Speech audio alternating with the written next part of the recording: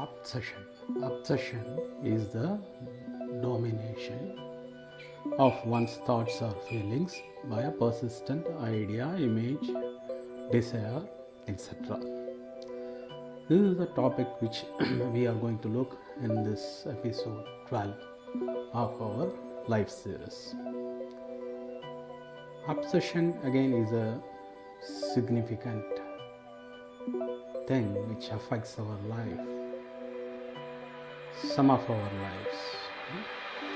Like people are obsessed with an idea, thoughts or feelings with an image. We may have an image. When we are obsessed, we are dominated by our thoughts and feelings in a cycle that is seemingly endless. We all may have something, some objects or ideas, aims or purpose, or some person or persons at some point in our lives. There may have no logical reasoning for the outburst of these feelings, which shadows our mind, and in turn we lose the capacity of seeing right or wrong. It may push us in a deep depression and frustration. Passion and obsession are synonym words. They are synonym. Passion and obsession are synonym. But the implied meaning is different. In passion, heart and mind gets involved to a certain extent, where obsession, it may reach to a point of limitlessness. The desire to do or get something done reaches to the point of fanaticism. One thing may be our culture's obsession with achievement, with a need for hard work and working long hours to get things done, with a need to be busy all the time. That's what our day-to-day work is like. We go to office, we have to prove to our society, and in our office we are working hard, we are working long hours and getting things done so that we can come up in our career. We need to be, and another thing is our mind wants to escape from ourselves with the need to be busy all the time, with the need to make lists and check them off, with the need to juggle countless projects and make more revenue. That is also an important for us. We want to make revenue for our company and for ourselves, and we have the compulsion to achieve more and more. The goal is endless. But for what? What is the point of all this obsession? It leads to burnout, anxiety, stress, unhappiness, greed, confusion, and no time for family and friends and for ourselves. So let us create a new creed: simplicity of purpose, focus, silence, and joy. Let us make beautiful and useful things and love doing it. Remember, in this world, in a way, there is nothing that truly needs to be done. I'll quote Bible, a small quote. The thing that has been, it is that which shall be, and that which is done is that which shall be done, and there is no new thing under the sun. It is King James 2000 Bible, is a quote from that. And there is another quote from Osho. But people become obsessed. Obsession is pathological. Because of obsession, the world suffers too much. Nothing is and can be eternal here. All is momentary. It is like a rose flower. In the morning it was there, and by the evening it is gone. And the rose flower is more beautiful because it will disappear. Why is a rose flower more beautiful? Apart from the beauty, it has many things as beauty, but the plastic flowers are not so beautiful because it is natural and it will disappear. Morning it was there and the evening it is gone.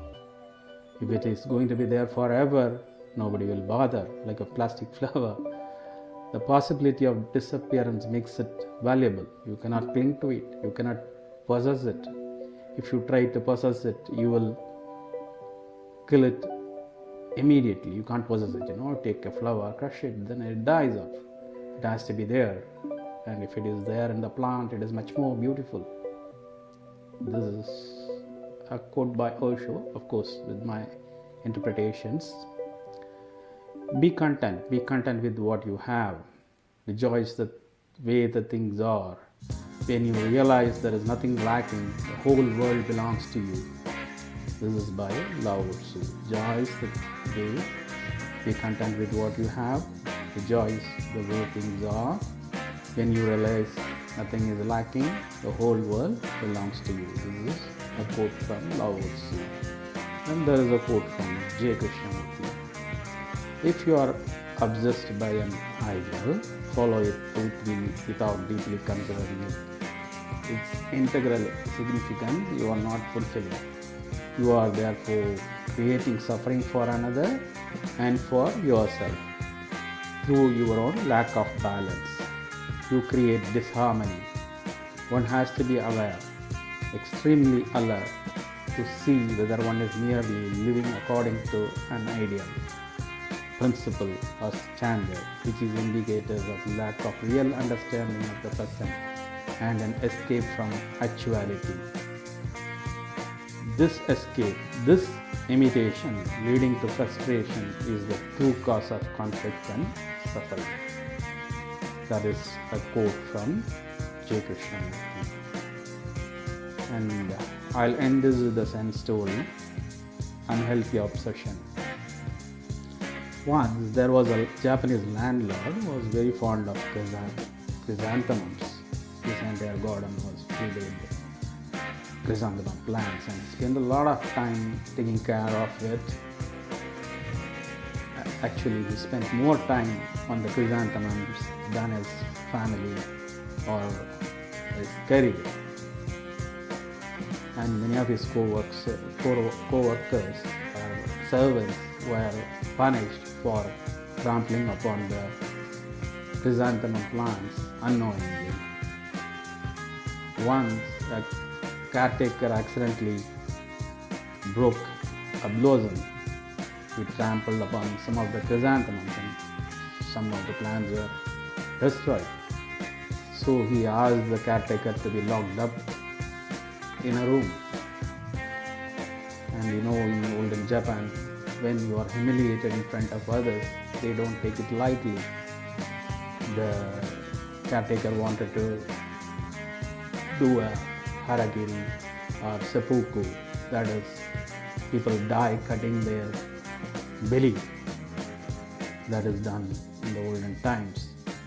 That is a typical protest, as well as they die if somebody insults them. On hearing this, Zen master Sengai Jiban decided to do something about this, to prevent the caretaker from death and also to teach the landlord a lesson so that the landlord does not repeat this again. And this master, Zen master, was a revered master by the landlord. So on a rainy day when the garden was in full bloom, the chrysanthemums were in full bloom, the Zen master sneaked into the garden, and with a garden sickle, he cut down every chrysanthemum plant he could find in the garden. This was happening in the night, and he was doing it in the night. So the landlord woke up, and he saw someone in the garden cutting down all the chrysanthemums. He came out, rushed out with a sword to kill the person who was doing this. And there he found out his revered master Sengai Jiban, and he could not do anything. And the landlord asked him, "What are you doing? These are my beloved chrysanthemums." The master replied, "Every weed like this becomes overgrown if they are not cut. Every plant, even if it is good, it has to have its own limitations. If you allow it to overgrow, then other plants do not exist and everything dies off." So he says it becomes a weed. and everything is destroyed, so it has its own limits. Somehow the landlord realized his error and misplaced the zeal. So from that day on he gave up his obsession with chrysanthemums. So obsession is very harmful to you and others who are surrounding you. So let us see another topic in our journey in understanding life. Please subscribe to my channel. Thank you.